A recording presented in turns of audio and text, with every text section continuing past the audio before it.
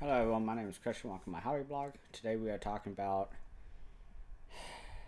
Crazy Samurai 400 vs. 1. This is a pretty early 2010s film. I believe it was filmed in 2013, maybe 2014.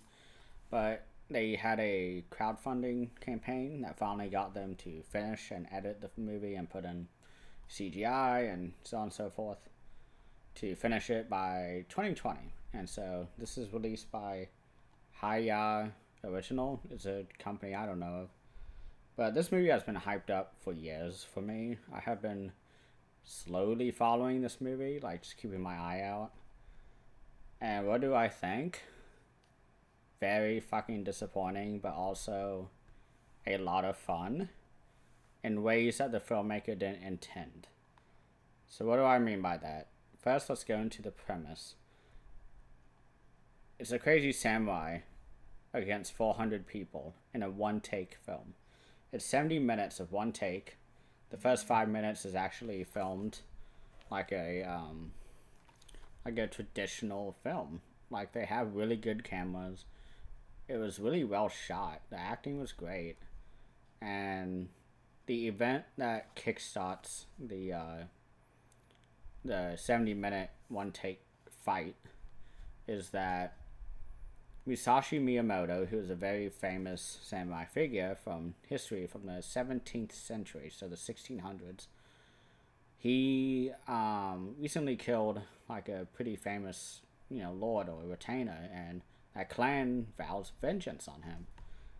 It's a really great story. I mean, I've done some Wikipedia binges on his article. It's based on a real guy. This movie does not do it justice at all. It's actually pretty fucking boring if you just look at it from then. But as I said, there's some hilarious things that the filmmaker didn't think we would notice, which I'll get into. But then he goes on a 70-minute fight with someone, and it's a really awkward transition. He goes from like shot on like film stock to like iPhone footage. And you can tell when they go, and it is so bad in terms of the quality because it just dips down so bad. And for a movie that's all about one guy versus 400, it was probably the most boring fighting I've seen. And my next point on my list, I have a whole list right here for what I want to talk about. Like I never do that unless it's like the Withering Watch pile. But the first thing that I was looking out for that I noticed, because the fighting was just boring, it was one guy coming after the other, and he would either slash across the stomach or hit someone in the head with a hilt. And every time the guy would go off camera, and then he would appear on this side of the camera and go, and it was so fucking awkward, and I didn't like it at all, like on that level. But what made the entire movie fun was trying to decide, or try to figure out who was gonna die next, because what they would do is that if the person's getting killed by the butt of the hilt getting hit in the head, they would have the biggest wig possible. And so I'd be like, oh, that guy's getting hit in the head. Okay, got hit in the head. Oh, that guy there, he has a body like padding out to here. Oh, he's getting his stomach slashed. And all the blood, aside from one scene, is all CGI. So this is the issue I had with 300 by Zack Snyder. If you remember that hack film, is that all the CGI, all the blood was CGI. I hate that. Just do it practical. Have some hoses like in the samurai thing. But the issue again is that someone would get killed, they would run all the way to the other side of the camera and pretend like they weren't just killed. And so that happened throughout the movie, all 70 minutes of the fight. Unless like bodies never showed up on the ground. And the entire film, once bodies started to show up on the ground, you knew the scene was going to end, because he goes from the forest to the village to a bridge to like the village square to an alley, like different locations. So they at least were trying to keep it somewhat interesting, but it was the fighting itself that sucked. But I will say that all the sets that they made, this is a great transition from my last point, is that they actually made an entire village and it looked like they planned out every single fight. It's just, first of all, the camera was like, it didn't move ever. Maybe it would orbit like a planet and moving at the same speed. Well, relatively moving the same speed. It wasn't going, thousands of miles an hour, but it was kind of like, guy fighting. This is how fast the camera was moving during a fight scene. And then every now and then it would zoom in on the guy as he's sweating, and then he'd go back out, and then the fight would begin. And it was like by the end, like every 10 minutes, the main guy, Musashi Miyamoto, he would have to, like, he would literally take breaks on camera. He would like be like takes off a water bottle from like a random window and grabs a new sword. I'm like, how do you know it was there? So in my head canon, he just set that up before he showed up. So I was like, whatever. I can hand wave that. I can't hand wave people getting killed and then running to the other side of the camera and be like, trying to kill the guy. But that was really like weird. But the sets were just really great. I mean, they looked really good and really well made. I think most of the budget went to that, aside from the CGI blood, which just have a blood bag where they cut it and it just explodes. But again, they did not have many extras for this movie. They had maybe 40, and 30 of them were on screen, like once, and 10 were on reserve, I guess. And so they got blood, actual blood, on the robes and samurai attire. We would notice them going from one side of the camera to the other. So they couldn't do that. They had to do CGI. They had to go the 300 route, which a lot of people think is badass, but it's not. It's a big issue I have with 300. But there are really no stunts either. There's really embarrassing portions of the fight where 5 people straight will just... Oh, they'll go, sword up high with giant body bags, and they come right at the guy, and he would go 5 dead. I should have counted how many people died. That'd be fun. That'd be more fun than watching the fighting. It's keeping track of how many people died. But it was just so embarrassing, in my opinion. I had just watched Blade of the Immortal, the Takashi Miike film. The review should be out by now. But that the entire time I was watching this movie, I was like, what if Takashi Miike made this? That would be his best movie.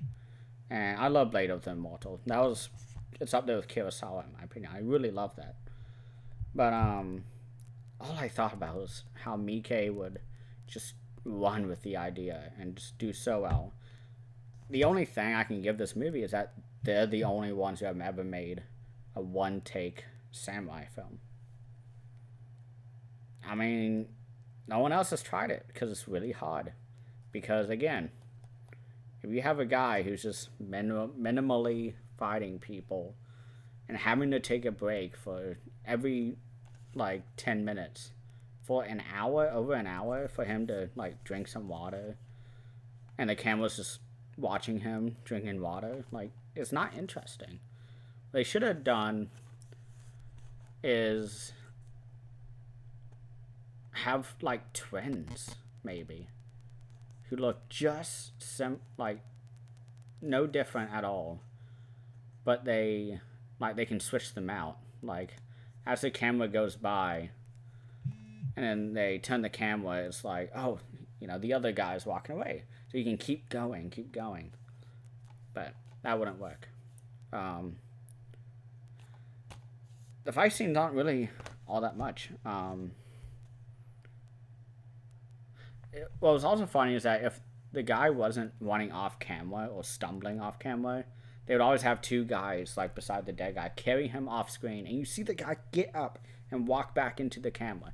It was so funny. I stopped watching the fighting and I was just like looking at the, you know, the extras because I was just like, this fighting sucks.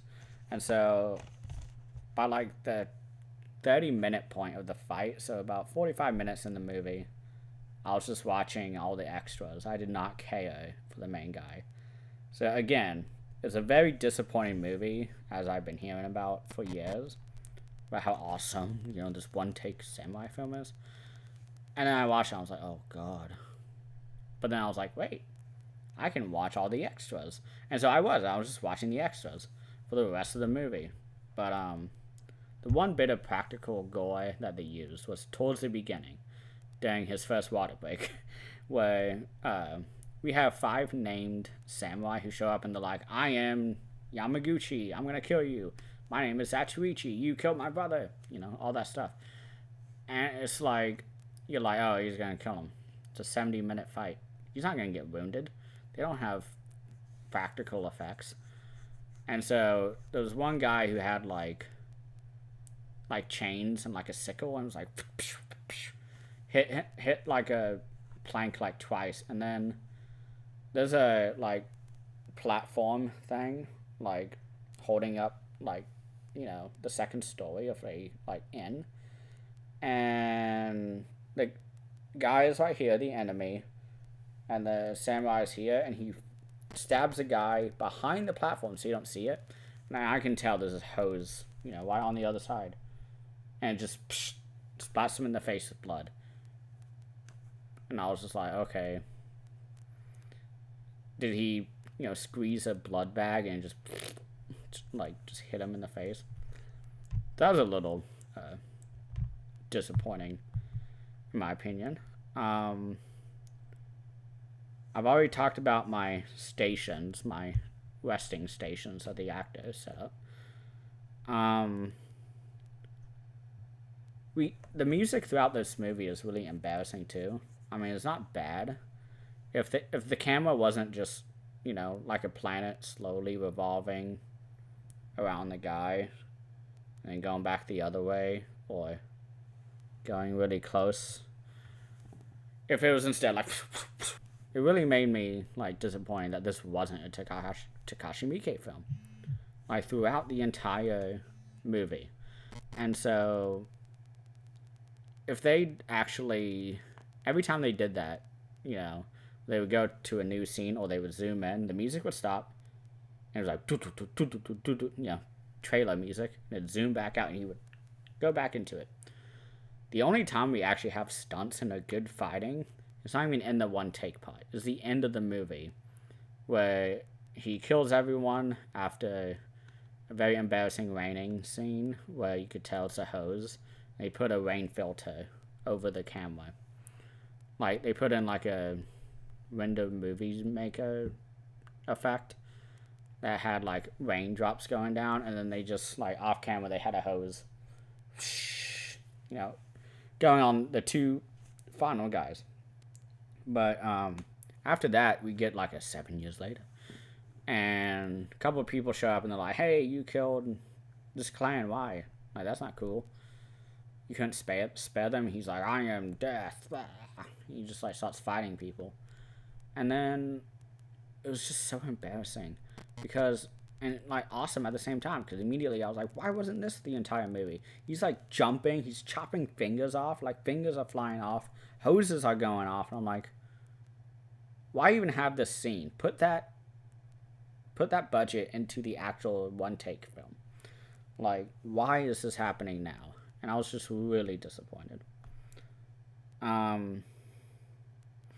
It's really funny. So when he gets the blood in his face, by the end of the movie, he has sweated so much that the blood has washed off. And he looks normal again. He looks really tired and, sweaty and disgusting. But it was so funny watching the big blood splatter slowly wash down his face from all the sweating that he was doing. But, yeah, that's the movie.